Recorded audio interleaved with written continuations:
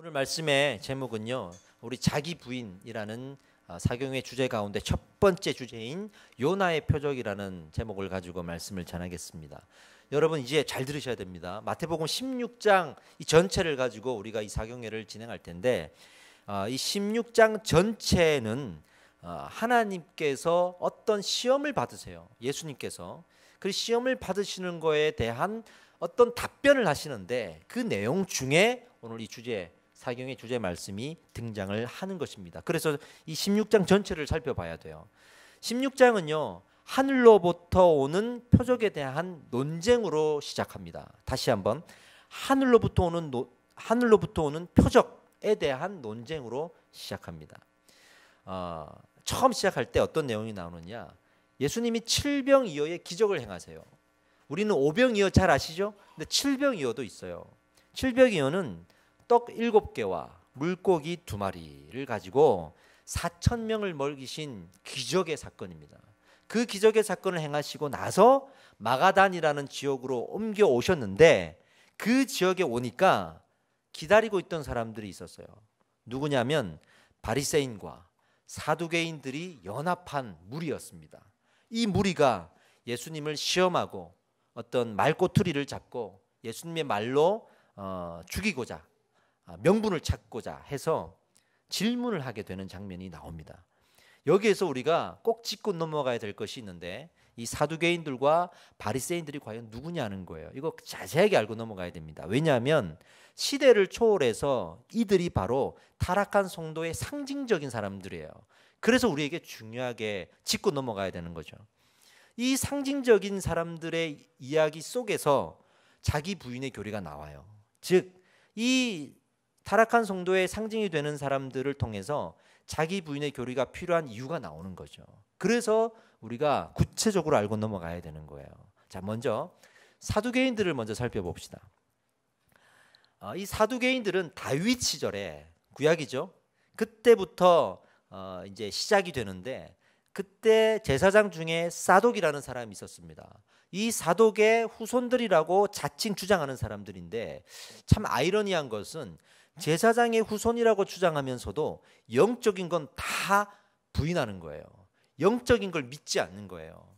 영혼이 있다는 것도 믿지 않고, 부활이 있다는 것도 믿지 않고, 천사가 있다는 것도 믿지 않고, 심지어는 이 땅에 메시아가 올 거라는 이사야의 예언도 믿지 않아요. 그러니까 초자연적인 현상은 다 부인하고, 우리가 눈에 보이는 이 현실에서 우리가 어떻게 살아가느냐에 모든 초점을 가지고 집중하고 있는 사람들이었습니다. 지극히 현실주의자였죠. 아이러니하죠. 제사장 출신인데 누구보다도 현실적인 사람이었어요. 그러니 어디에 관심을 가지겠습니까? 이 땅에 살아가면서 내가 어떻게 잘 먹고 잘 사느냐. 또 하나가 있죠. 그러기 위해서는 힘이 필요하니까 권력에 관심을 가지는 거예요. 실제로 이 사람들이 정치 활동에 아주 깊이 참여했습니다. 유대 지역에 가장 정치적으로 힘이 있는 최고 정치 기구가 있는데, 이게 바로 사내들인 공의회예요. 이 공의회에서 가장 영향력을 많이 행사하는 사람이 바로 사두개인들이었습니다. 그만큼 정치에 적극적이었고 실제로 정치적으로 힘을 가지게 되었습니다.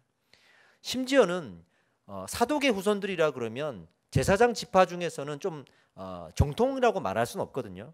근데 그 안에는 정통 후손들이 있었단 말이에요. 이 후손들조차도 이 사두개인들이 권력을 너무 잡고 있으니까 함께 다니고 함께 어울리는 거예요. 그러다 보니 자연스럽게 영적인 현상을 본인 스스로는 믿는지 몰라도 그들과 다니면서 그 얘기를 할 수가 없죠. 그러니까 그 마음을 숨겨두고 그 사람들처럼 영적인 현상이 없는 것처럼 하고 다니는 일들이 벌어졌습니다. 여러분, 여기에서 주목해야 될 것은 제사장이라 할지라도 은혜가 말라버린 제사가 계속되고 형식만 되어버린 제사를 계속하고 있으면 우리는 세상의 눈을 뜨고 세상을 바라볼 수밖에 없어요. 영적인 게 막혀 있으니까 세상을 바라볼 수밖에 없죠.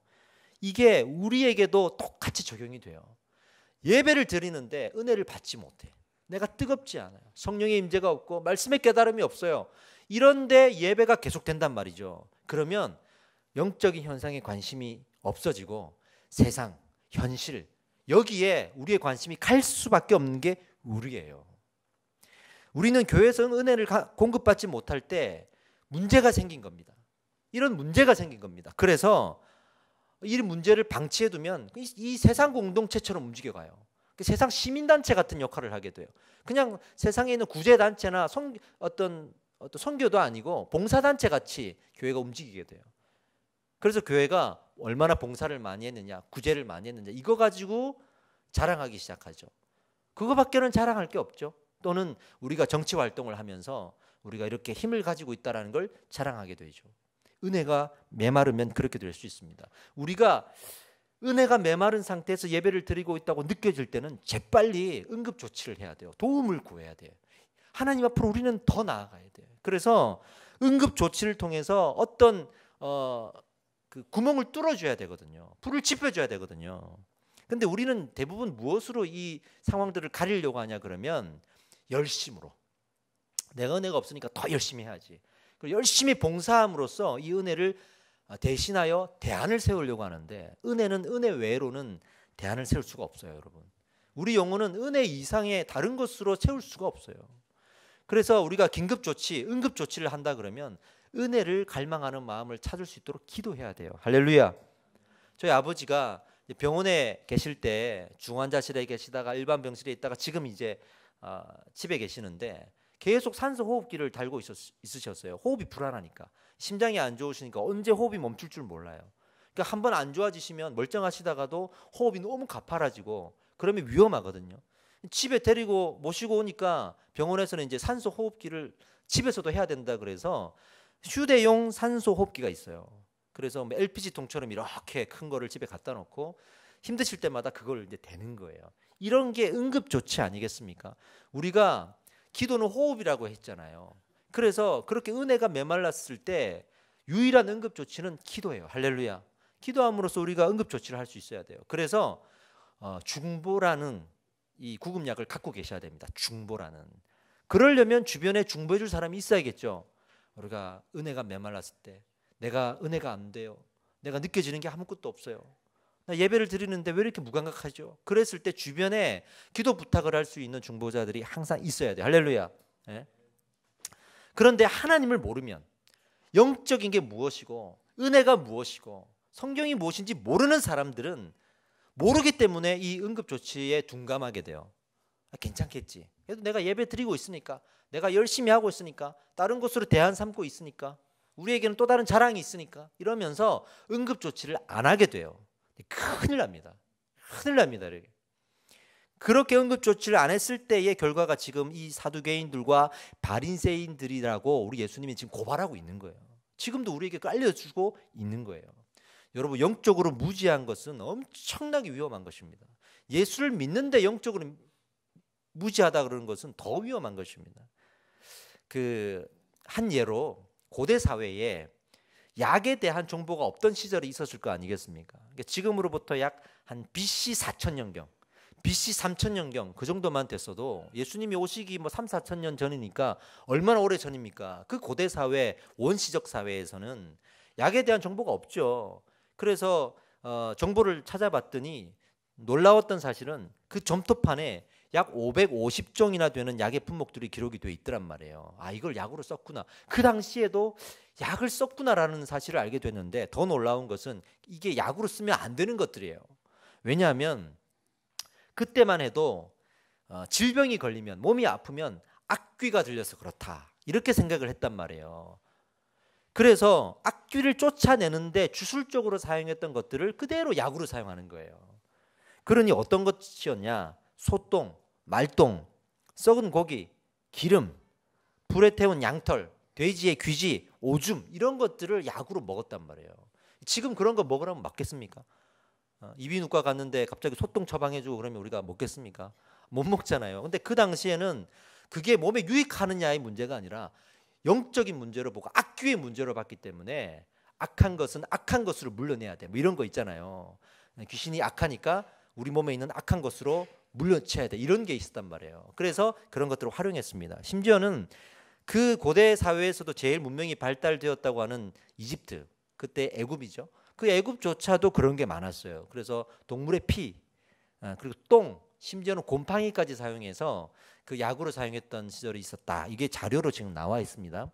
그런데 이 약들에 대한 인식이 언제부터 바뀌기 시작했냐면 BC 한 400년경이 됐을 때 의학의 성인으로 불리는 히포크라테스가 등장하고 활동하면서 조금씩 변화되긴 했죠. 그러나 예수님 그 당시에도 아직은 이 인식들이 많이 보편화되지 않았기 때문에 여전히 아픈 것은 어떤 악귀가 들려서 그렇다, 이렇게 생각하는 문화가, 인식들이 깊이 있었습니다.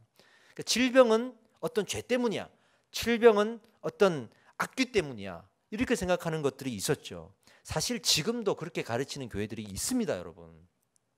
지금도 우리가 아픈 것은 사단이 역사하는 거라 그러고, 아픈 것은 어떤 죄 때문이라 그러고, 아픈 것은 가게에 흐르는 저주 때문에 그런 거라고 그렇게 말하는 교회들인데, 여러분 꼭 분별하셔야 됩니다. 물론 아주 특별한 사항에 대해서 우리 죄 때문일 수도 있고 또 귀신이 들려서 그럴 수도 있습니다. 그러나 그거를 법칙처럼 보편화시켜서는 안 됩니다. 아주 위험하게 됩니다. 그리고 여기에 대해서는 내일 더 구체적으로 저희가 나누게 될 것입니다. 어쨌든 이 부분이 그 당시에 인식 가운데 깊이 있었다. 그러니 영적으로 무지한다는 것은 실제로 우리 영육간에 얼마나 많은 피해를 주는 선택을 하게 되는지를 우리가 지금 보고 있는 거예요.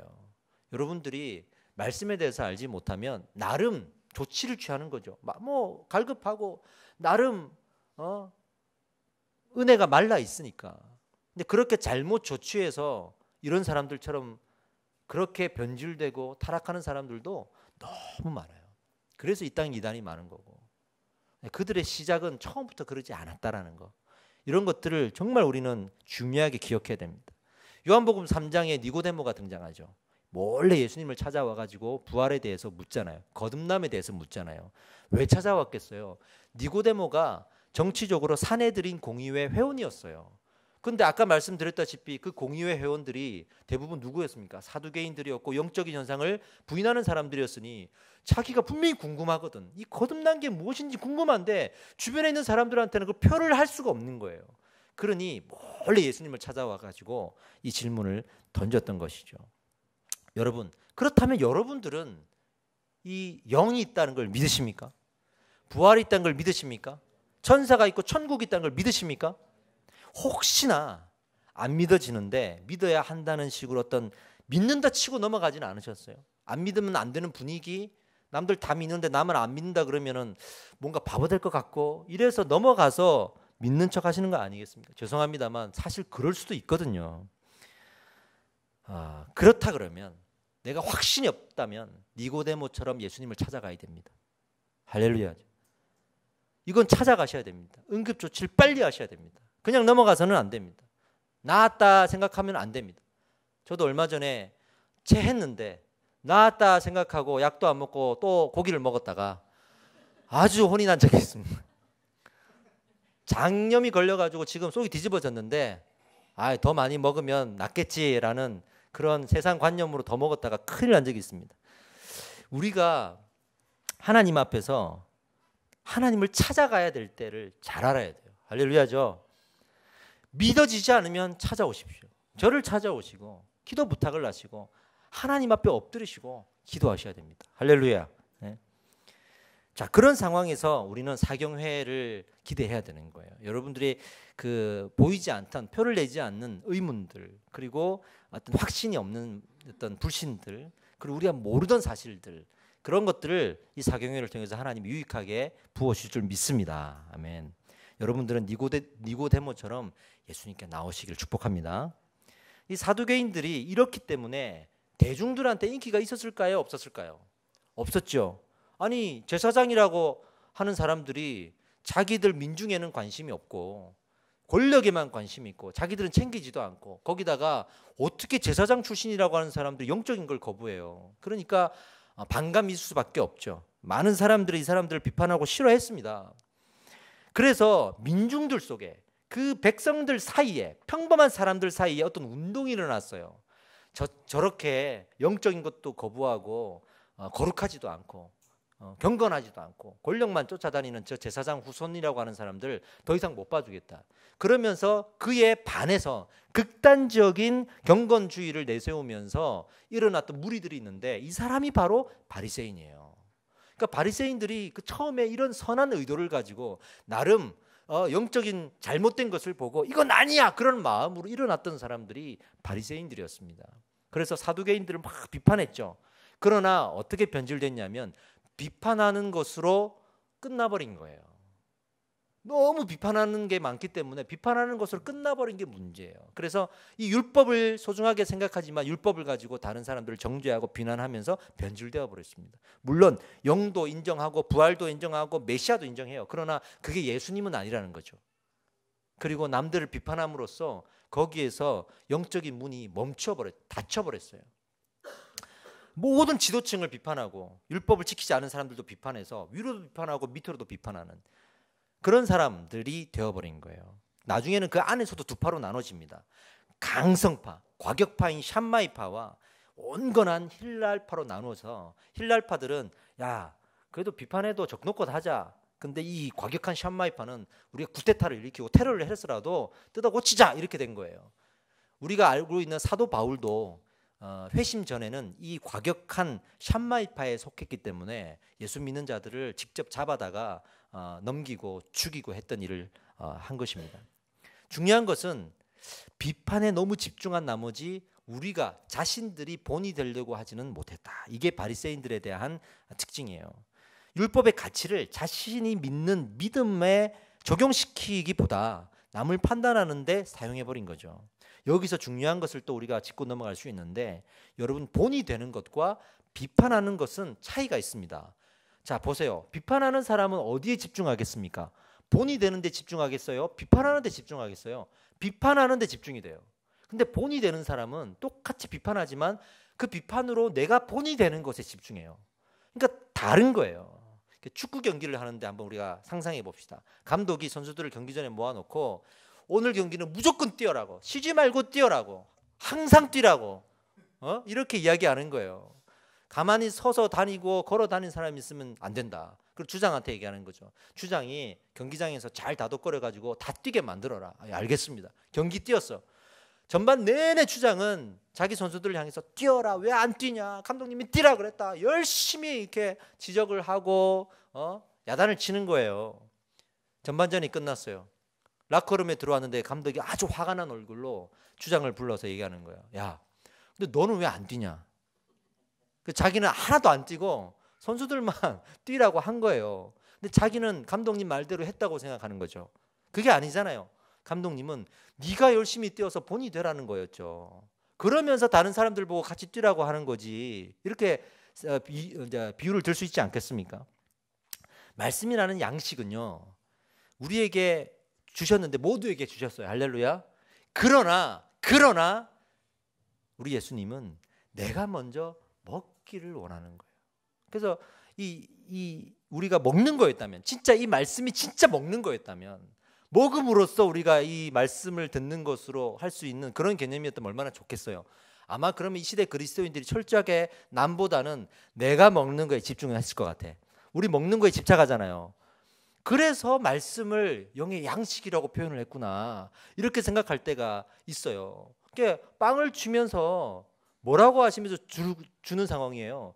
네 무라 이렇게, 죄송합니다, 너 먹어라 이렇게 주는 거 아니겠습니까? 너 먹어라, 네 무라 이렇게 주는 거 아니에요.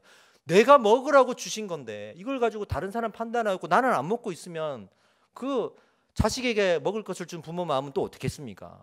그러니 예수님의 마음이 지금 그런 마음이라는 거예요. 할렐루야입니다. 지금도 우리 영적인 것을 거부하는 세상이죠. 영적인 건 다 거부하고 없다고 생각하잖아요, 세상은.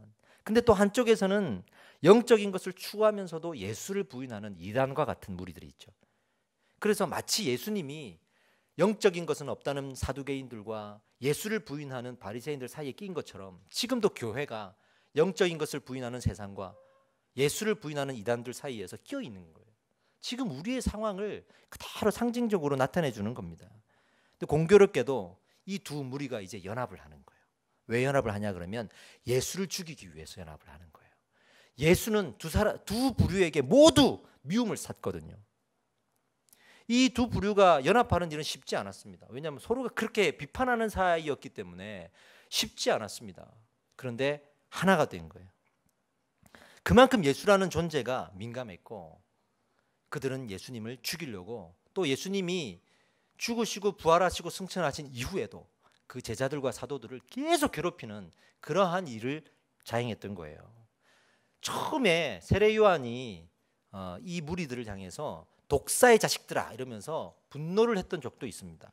마태복음 3장 7절 말씀인데 우리 자막을 한번 보시면서 요한이 많은 바리새인들과 사두개인들이 세례 베푸는 대로 오는 것을 보고 이르되 독사의 자식들아 누가 너희를 가르쳐 임박한 진노를 피하라더냐 이러면서 성경을 가지고 오용하고 이용하고 자기 욕심대로 그렇게 악용하는 이 무리들을 향해서 예수님이 공생애를 시작하기 전에 세례 요한부터 이렇게 진노를 표하기도 했을 정도로 그들은 아주 소문난 그런 성경을 악용하는 사람들이었던 거죠. 이후에 예수님이 승천하시고 난 이후에도 사도들을 많이 괴롭혔어요. 사도행전 4장에 보면 베드로와 요한이 설교하는데 그 미운 거예요. 사람들이 반응을 하거든요. 몇천 명이 회심하거든요. 그러니까 가서 두 사람을 잡아서 옥에 가두기도 하고 그렇게 괴롭힙니다. 왜 이렇게 예수님을 미워했을까? 왜 미워했을까? 보세요. 사두개인들 입장에서는 자기들이 정치적인 왕노릇을 하고 있잖아요. 그런데 메시아가 태어났다고 그러면서 이 땅에 왕이 태어났대요. 그러니 정치적인 주인 노릇하고 있는 자기들의 위협이 되는 거죠. 그래서 미워하는 거예요. 바리새인들은요. 율법의 주인이 자기라고 생각하고 지금 남들 비판하고 있는 거 아닙니까?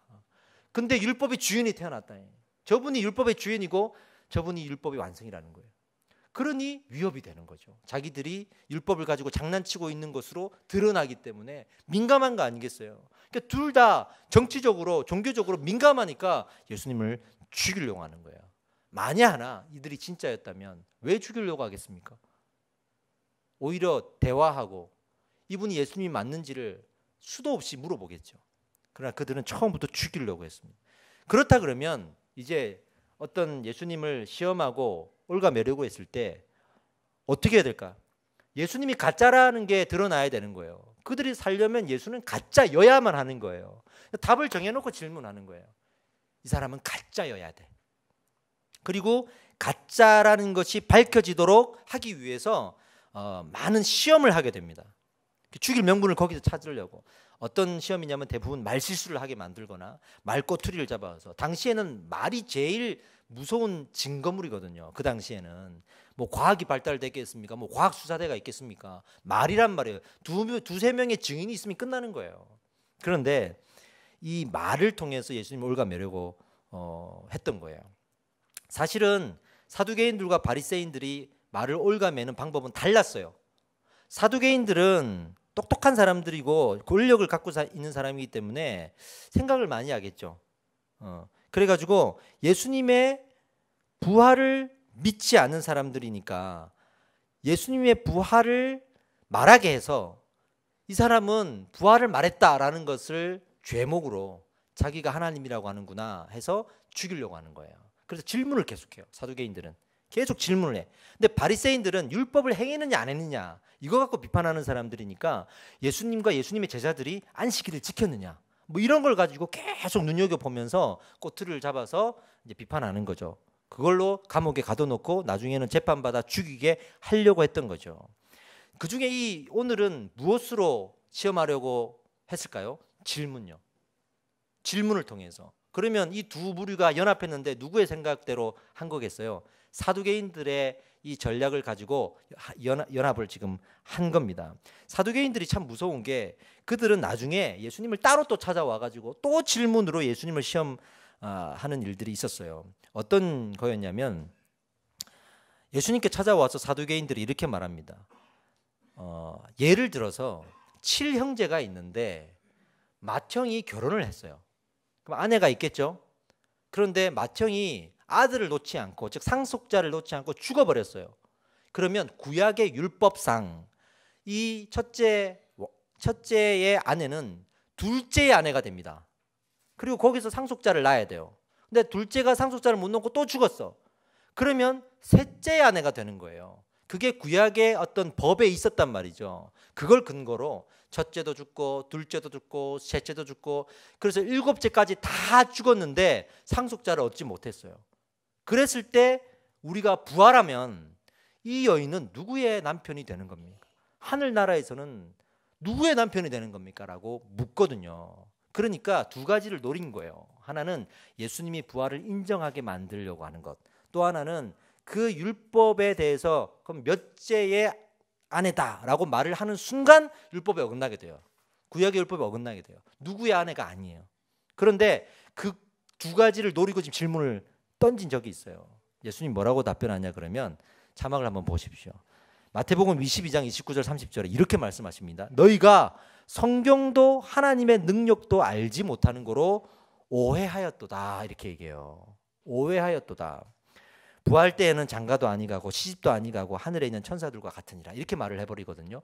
그러니까 지금 이들은 부활 중에 육신의 부활, 우리 사람이 육신이 부활해서 이렇게 어떤 일이 일어난다고 지금 믿고 있는데 갑자기 영적 부활을 얘기하니까 이게 뭐지 이러는 거야. 들어본 적이 없는 거야. 영적인 부활 같은데 이거 뭐지? 이건 우리가 말하는 부활도 아닌데. 그리고 몇째 뭐 아내다 이런 것도 얘기 없잖아요. 부활 때는 장가도 안 가고 시집도 안 간다 그러니까 이게 뭐지 이렇게 된 거야. 이렇게 예수님께서 아주 지혜롭게 그러나 진리를 선포하면서 비켜가시거든요. 지금 이러한 일들이 두 무리가 연합해서 다시 일어나는 거예요. 그러면 어떤 질문을 가져왔을까요? 본문에 보니까 이런 질문을 가지고 왔습니다. 하늘로부터 오는 표적을 보여달라. 하늘로부터 오는 표적을 보여달라. 왜 이런 질문을 갖고 왔냐면 두 무리가 공통적으로 믿는 게 있어요. 뭐죠? 예수님이 메시아가 아니라는 거. 그러면 그들의 생각에는 메시아라면 기적을 행할 수밖에 없어요. 근데 메시아가 아니라면 기적을 행하지 못한다. 이렇게 생각한 거예요. 그러니까 지금 예수님한테 기적을 행해 보십시오. 우리 믿을게요. 하늘로부터 오는 표적, 기적을 행하십시오. 초자연적 현상을 보여주십시오. 우리 믿을게요. 이렇게 질문하면서 그의 마음속에는 절대로 못할 거야. 이 사람은 메시아가 아니기 때문에 절대로 못할 거야. 이렇게 확정하고 질문을 했던 거예요. 근데 참 어리석었던 것이 요 마태복음 16장에 시작될 때 예수님이 지금 무슨 기적을 행하고 오셨다 그랬죠? 칠병이어의 기적을 행하고 오셨어요. 그런 예수님 앞에 지금 표적을 묻는 거 아니겠습니까? 어리석은 거죠. 그러나 자꾸만 이들은 소문을 듣고 또 본인들은 그것을 보지 못했기 때문에 안 믿는 거예요. 그래서 이런 질문을 했던 것입니다. 그런데 이 질문은요, 초자연적인 현상, 기적을 보여달라고 했던 이 질문은 사실은 예수님이 이미 알고 계셨어요. 그 근거가 어디 나오냐면 예수님이 공생이 시작하기 전에 광야에서 세 가지 시험을 받으시죠. 누구에게? 사단에게, 마귀에게. 그때 세 가지 시험 받았던 게 그대로 지금 답습되고 있는 거고, 이후에 많은 사람들이 예수님을 잡아가려고 시험했던 그 질문들은 다 그 세 가지 질문 안에 포함되어 있는 질문이에요. 그래서 그걸 연관지어서 우리가 봐야 됩니다. 그 세 가지 시험이 뭐였죠? 첫 번째 뭐였죠? 이 돌을 떡으로 만들라. 그랬더니 예수님 뭐라 그랬습니까? 사람이 떡으로만 살 것이 아니요 하나님의 입으로부터 나오는 모든 말씀으로 살 것이라. 할렐루야. 두 번째 뭐였죠? 높은 곳에 올려놓고 뛰어내려라. 그럼 천사가 너를 붙들 거 아니겠느냐? 그랬더니 주 너의 하나님을 시험하지 말라. 세 번째, 무릎 꿇고 나를 경배하라. 그러면 저기 눈앞에 보이는 천한 만국을 너에게 줄 것이다. 그랬더니 우리 예수님이 주 너의 하나님께 경배하고 하나님만 섬기라. 할렐루야. 이 세 가지 시험 안에 다 걸리는 거예요. 보세요. 예수님이 이제 대답을 하십니다. 이 하늘로부터 오는 표적에 대한 대답을 하시는데 어떻게 대답하시냐면 총 4번에 걸쳐서 대답을 해요. 총 4번에 걸쳐서. 첫 번째 대답을 할 때는 그 현장에서 그 무리들에게 대답을 하셨어요. 그러나 나머지 3번의 대답을 장소를 옮겨서 제자들에게 하세요. 그래서 이 말씀을 분리해서 생각하면 안 돼요. 하나의 말씀이고 이 질문에 대한 답들이에요. 이 모든 이야기가 마태복음 16장 안에 다 나와 있는 거야. 절대로 떼서 생각하면 안 돼요. 그 답을 우리가 살펴보는데 제일 처음 현장에서 그들에게 했던 그 답을 보면 마치 이 3가지 광야의 시험 중에 답을 했던 것과 똑같은 답을 하십니다. 표현은 다른데 의미가 똑같아요. 보세요. 본문 2절과 4절을 우리 한번 읽어보겠습니다. 시작. 너희가 저녁에 하늘이 붉으면 날이 좋겠다 하고 아침에 하늘이 붉고 흐리면 오늘은 날이 굳겠다 하나니 너희가 날씨는 분별할 줄 알면서 시대의 표적은 분별할 수 없느냐. 악하고 음란한 세대가 표적을 구하나 요나의 표적밖에는 보여줄 표적이 없느니라. 아멘. 이게 표현은 다른데 똑같아요. 잘 보세요.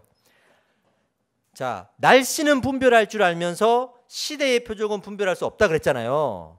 그 세 가지 시험 중에 돌을 떡으로 만들려고 했을 때를 한번 살펴보세요. 돌을 떡으로 만든다. 이 무슨 말이에요? 이게 날씨를 분별한다는 것과 똑같은 말이에요. 이 세상에서 우리가 어떻게 하면 잘 먹고 잘 살까? 어떻게 하면 돌을 떡으로 만들어서라도 우리가 하나님의 능력을 이용해서 잘 먹을 수 있을까? 마찬가지로 하나님 오늘 날씨를 좋게 해주세요라고 기도했던 그런 사회잖아요. 농경사회니까. 하나님 오늘 날씨가 하늘이 밝은 걸 보니 날씨가 좋겠군요. 하나님 기도에 응답하셨군요. 이러면서 매번 감사하고 또 날씨가 굳으면 하나님 오늘 왜 굳게 하십니까? 라고 불평했던 사람들이거든요. 그러니까 돌로 떡으로 만드는 거나 날씨를 보면서 하나님께 감사하고 불평하고 했던 것이거나 똑같은 거예요. 지금 이게. 그거는 할 줄 알면서 맨날 그거는 할 줄 알면서 무엇을 못한다고요? 하나님의 말씀을 분별하지는 못한다. 돌로 떡으로 만들려고 했을 때 뭐라고 그러셨죠? 사람이 떡으로만 살 것이 아니요 하나님의 입으로 나오는 모든 말씀으로 살 것이라 그랬잖아요. 지금도 뭐라고 말하고 있습니까? 너희가 시대의 표적은 분별하지 못하는구나. 이게 다 하나님의 말씀을 이야기하는 거예요. 그 말씀을 분별하지 못하고 우리 세대에서 날씨가 좋은지 안 좋은지 그거 분별하고 있고, 지금도 미세먼지 보려면 제가 이렇게 인터넷 들어가면 초미세먼지, 오늘도 보니까 매우 나쁨, 최악의 나쁨 이렇게 나오더라고요. 얼마나 분별이 잘 되는 시대입니까? 그럼 마스크 쓰고 나가잖아요. 그 당시에 그렇게까지 분별을 해냈던 사람들이 말씀은 하나도 분별을 못하고 있는 거예요. 그걸 지금 말씀하시는 거예요. 그리고 이것은 반어법인데요. 실제로 왜 분별하지 못하니라고 의문으로 물은 게 아니라 반어법이에요. 너희는 날씨밖에 분별 못하는 사람들이구나. 이 사두개인들아, 이 바리새인들아, 너희는 누구나 분별할 수 있는 그런 날씨 정도밖에는 분별 못하는구나. 그러나 기도하더라도 돌을 떡으로 주세요. 이거는 그냥 아주 지극히 현실적인 것을 위한 기도잖아요. 너희는 이 땅에서 살아가는 것 이상으로는 관심이 없구나. 그러나 하나님의 사람들은 할렐루야죠. 시대의 표적을 분별한다. 하나님의 입으로부터 나오는 말씀을 분별한다. 할렐루야. 이것을 지금 지적하고 있는 겁니다. 너희는 그것밖에 분별할 수 없다. 우리의 그 날씨의 분별 같은 현실의 문제는 뭘까요? 우리는 현실의 어떤 부분을 분별하고 살고 싶어 할까요? 그런 거 있죠. 내 운명, 우리 인복이 있는지, 물복이 있는지, 돈복이 있는지, 내 자녀는 좀 잘 될 것인지, 수능 치면 점수가 많이 잘 나올 것인지, 결혼할 때 우리가 좀 궁합이 잘 맞는지, 그런 거 궁금하잖아요. 내가 직장 들어가야 되는데 이 회사가 나한테 맞을지, 우리 아이 또 뭐 이렇게 인생의 진로가 어떻게 하면 잘 열릴 수 있을지, 이런 거 분별하고 싶어가지고 어디 찾아갑니까? 우리가 아주 좋은 능력 있는 사람인데 가 기도 한 방 받으면 끝내는 줄 알고, 그리고 저기 점집 가고 구타로 가잖아요. 제일 VIP 고객들이 교인이라고 하더라고. 그러니까 우리가 그렇게 살아간다고. 그거 분별하고 싶어가지고. 근데 우리 예수님이 대답을 보세요. 이 악하고 음란한 세대가 표적을 구하나 이렇게 말씀하세요. 악하다는 말은 광야에서 시험했던 사단을 상징하는 말입니다. 이 사단과 같이 분별하는구나. 너희가 지금 사단이 질문한 것처럼 나에게 질문하는구나. 그렇게 악하다는 표현을 쓰시고, 그 다음에는 음란한 세대라. 여기서 음란한 세대는요, 말씀을 구하지 않고 세상의 표적을 구하는 사람들을 음란하다고 말합니다. 영적으로 음란하다고 말합니다. 너희가 말씀을 구하지 않고 말씀을 분별하지 못하고 그렇게 세상적인 것만 구하고 세상적인 것만 분별하고 있구나. 이 음란한 세대야. 이렇게 말하고 있는 거예요. 이게 우리에게 주시는 말씀인 거예요, 이게. 그러나 요나의 표적밖에는 내가 보여줄 것이 없다. 요나의 표적이 무엇일까요? 구약에 요나가 나오죠. 요나가 어떤 표적을 가지고 어떤 사역을 했습니까? 말씀을 들고 복음을 전했잖아요. 니느웨라는 그 원수의 국가에 가서 복음을 증거했잖아요. 그거 하기 싫어가지고 도망가다가 잡혀온 거 아니겠어요? 그 하나님의 복음의 말씀, 구원과 관련되어 있는 이 복음의 말씀이, 즉 예수가 그리스도요, 우리 예수님이 구원자이시오. 할렐루야. 그 구원의 말씀을 믿고 들어야 된다라는 이 시대의 분별을 말하고 있는 거예요. 그것밖에는 보여줄 것이 없다. 예수님, 이 돌을 떡으로 만들어 주세요. 예수님, 날씨를 분별하고 싶어요. 오늘 좋은 날씨 허락해 주세요. 그러나 내가 너희에게 보여줄 표적은 말씀의 표적밖에 없다. 아멘입니다. 예수님이 지금 앞에 있잖아요. 예수님이 앞에 있는데도 그 말씀을 듣기에는 관심이 없고 그 이름을 이용해서 자기 유익을 구하고 있는 거라고 말하고 있는 거예요. 결국에는 예수님이 그들 향해서 뭐라고 하시냐면 그런 너희가 바로 거짓 선지자다. 거짓 선지자다. 어디 성경을 알고 나를 안다고 자칭하면서 제사장 후손이라고 자칭하면서 또는 율법의 주인이라고 자칭하면서 사람들을 가르치고 있느냐. 거짓 선지자다 이렇게 얘기합니다. 이 거짓 선지자의 경고도 계속 있었어요.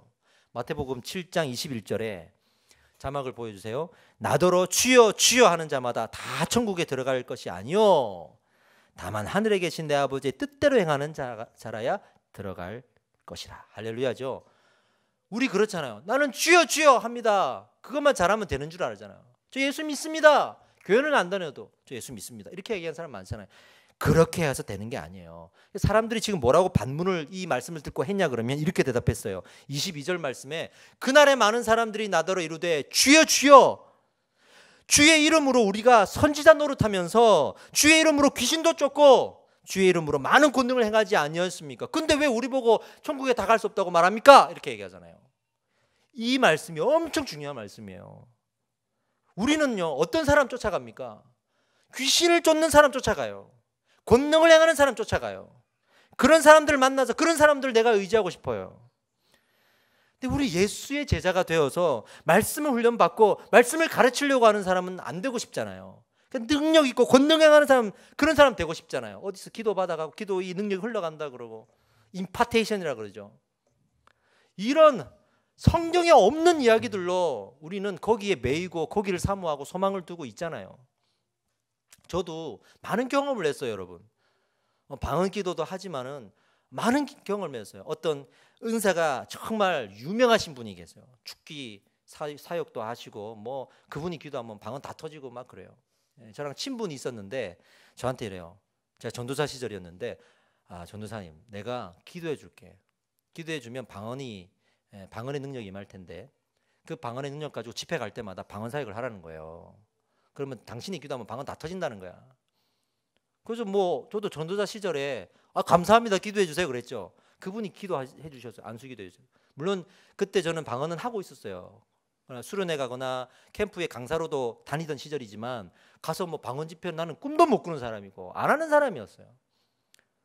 근데 해보라고 기도해 주더라고. 그래가지고 그들로 이제 첫 집회를 갔는데 그게 이제 안양의 비산동에 있는 어떤 교회였어요. 중고등부 집회를 하는데 이제 방언 집회를 한번 해보라는 말이 생각나니까 나와가지고 이제 부목사님한테 방언 집회도 됩니까? 하시라고. 근데 그 교회가 어떤 교회냐면 원로 목사님이 계신데 원로 목사님은 방언 하지 말라고 하는 분이에요. 근데 새로 오신 젊은 목사님인데 이분이 또 방언을 강조하는 분이야. 그래서 교회 안에 좀 시끄러워요.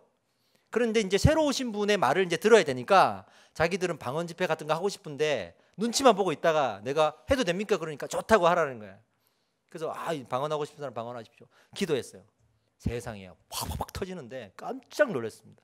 누가 은혜 받았냐면 초등학교 5학년 아이가 방언을 받았어요. 근데 이 아이가 누구냐면 원로 목사님 손자예요. 큰일 났다 싶어가지고. 저도 그런 경험이 있어요. 그래서 한동안은 그렇게 방언 집회를 하면서 방언하고 싶은 사람 하시라. 100%는 아니더라도 한 7, 80% 터지더라고. 나중에 알았어요. 지금 하나님께서 나를 이곳에 보내셔가지고 말씀하게 하실 때 하나님 무엇을 원하시는가? 그거는 말씀을 전하게 하는 거예요. 그걸 너무 확실하게 알았어요. 이게 먼저가 아니구나. 그렇게 해서 방언 받았던 사람들이 건강하게 신앙생활하고 있느냐? 그건 또 아니에요. 방언이 너무 절대화돼서는 안 됩니다. 그래서 그걸 깨닫고 나서는 제가 그때부터는 방언 집회를 잘 안 해요. 진짜 막 요청할 때 설명을 충분하게 하려고 노력을 하죠. 그리고 가짜로 방언하는 사람도 많고 방언을 지어내는 사람도 많고 코카콜라 거꾸로 하면 된다 그러고 막 그러잖아요. 어떤 사람들은 막 목젖을 이렇게 짜더라고 이렇게. 근데 그런 분들이 되게 유명하신 분들이에요. 그게 중요한 게 아니에요. 그런 거 경험한다고 해서 우리가 건강한 신앙인이 되느냐? 그게 아니에요. 임파테이션이라고 해서 기도 한번 받으면 능력이 흘러가고 또 전해져 가지고 이게 제자라 그래요. 아니에요. 그렇지 않습니다. 어디에 성경이 그렇게 나와 있습니까? 그렇지 않습니다. 하나님께서 어떤 말씀을 하시는지를 모르면 하나님의 제자가 될 수가 없습니다. 예수님이 이렇게 답변하시는 거죠. 그때 내가 그들에게 밝히 말하되, 23절 말씀입니다.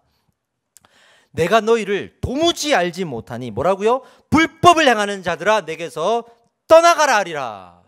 불법을 행하는 자들아. 예수님은 지금 귀신을 쫓고 있느냐 권능을 행하느냐 여기에 관심이 없고 불법을 행하는 자들, 여기서 말하는 불법은 말씀대로 살지 않은 걸 얘기하는 거예요. 말씀을 모른 채로 말씀을 가르치는 걸 이야기하는 거예요. 이거를 불법이란 말이에요. 분명하게 지금 이 사건이 나와 있지 않습니까? 우리가 그래서 예수님의 이 복음 메시지를 받아야 될 줄 믿습니다.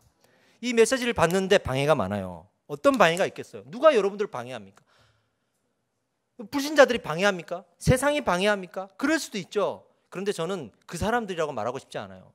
우리는 세상이 우리를 방해해, 불신자들이 우리를 방해해 그러면서 사단은 물러가라 그러고 세상은 악한 거라 그러고 막 이분법적으로 생각하지만 오늘 이 말씀을 보니까 예수님은 진작 어떻게 얘기하느냐? 정작 너희들을 방해하는 사람은 거짓 선지자들이다. 주의 이름으로 선지자 노릇하는 사람이다. 시대의 분별을 못하면서 귀신을 내쫓는 사람이고 시대의 분별을 못하면서 권능을 행하는 사람들이 오히려 너희를 방해하는 사람들이다. 이렇게 단호하게 말하고 있지 않습니까?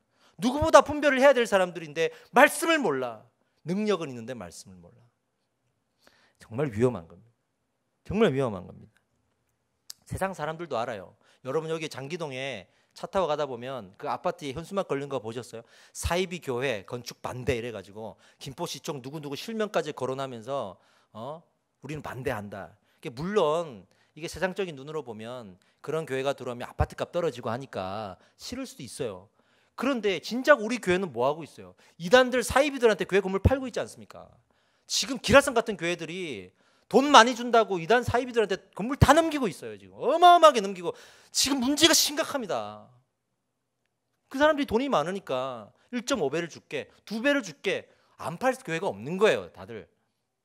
진작 우리는 그렇게 하고 있는데 세상 사람들은 사이비 교회 건축 반대 현수막 걸고 있잖아요. 지금. 그러니까 우리가 이 말을 듣는 이 당사자가 바로 우린 거예요. 바로 우린 거예요. 그래서 오늘 같은 시대에 이 사경회를 통해서 이런 교리를 말씀을 하게 하시는구나. 저는 그렇게 확신을 합니다. 할렐루야입니다.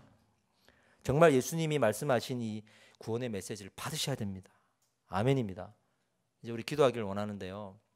여러분, 오늘 이 말씀은 그래서 이 교리가 필요하다는 거예요. 이런 상황에서 예수님께서 말씀하신 것을 보니 그래서 우리가 앞으로 이제 3일 동안 들어야 될 이 자기 부인의 교리의 말씀이 그래서 필요하다는 거예요. 그래서 이 첫 번째 말씀이 이 16장 전체를 가지고 그 배경을 말한 겁니다. 여러분, 우리는 이 땅을 살아갈 때 예수의 이름을 높여야 될 줄 믿습니다. 아멘. 그 메시지가 무엇인지 이제 내일부터 나눌 거거든요. 그 내용이 무엇인지를 이제 나눌 거예요. 그런데 그 메시지를 받을 때 우리가 내려놔야 될 것들이 있다 이 말이에요.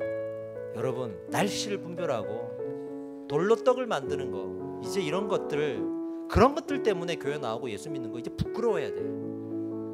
여러분들은 시대를 분별하는 사람들이 되실 줄 믿습니다. 여러분들은 사람은 떡으로만 살 것이 아니요 하나님의 입에서 나오는 말씀으로 살 것이라 담대하게 세상 앞에 그렇게 고백할 수 있는 성도가 될 줄 믿습니다. 그래서 우리가 이 사경에 더 집중해야 되고 은혜를 받아야 될 줄 믿습니다. 우리 기도합시다. 하나님, 예수 그리스도의 말씀 앞에 내가 엎드리게 하여 주시옵소서. 이 사두개인들과 바리새인들이 더 이상 우리의 모습이 아니어야 합니다. 아니어야 합니다. 이제 우리가 기도할 때 내가 원하는 어떤 예수님의 능력 이런 것들 좀 내려놓고요, 하나님이 원하시는 그 뜻이 분별되는 말씀에 나의 모든 마음이 집중될 수 있도록 주여 내 소망이 하나님께 둘 수 있도록 인도하여 주시옵소서.